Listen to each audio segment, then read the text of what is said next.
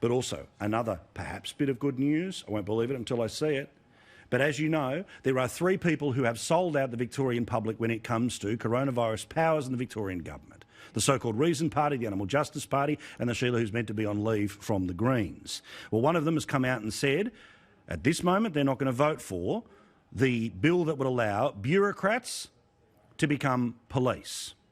I repeat, I'll believe it when I see it. But the Turnbull Times, at least, getting a little bit of word from inside Looney Land of those 3 sellout MPs. We'll wait and see what happens. My bet, they'll all sell out. They do every time. But hopefully they won't at this point in time. Now, I said that there was a major problem again with hotel quarantine, but I'm not talking about inquiries. I'm not talking about months ago. I'm talking about today. Police have had to replace private security guards who unbelievably are still on the job after almost 800 deaths, after the lockdown that's been going since July.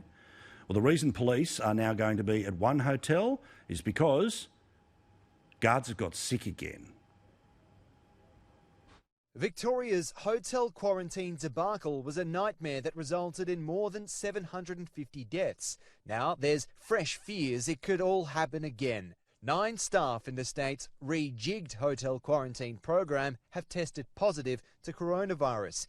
Yesterday, Chief Health Officer Brett Sutton said it was unlikely they'd caught it through work. Isn't it a bit of an improbable coincidence that all 9 of those people were working in hotels with people who have coronavirus but didn't catch coronavirus from that environment? No, not really.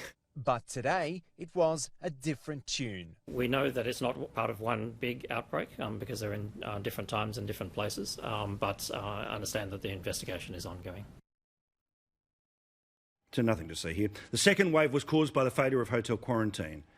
The worry is that the beginnings of a third, unbelievably, believe it or not, that despite the fact that hundreds of cases have been got on top of and everyone's doing the right thing, Chairman Dan still had private security that has only today, the 1st of October, been replaced by police because the private guards are still getting sick.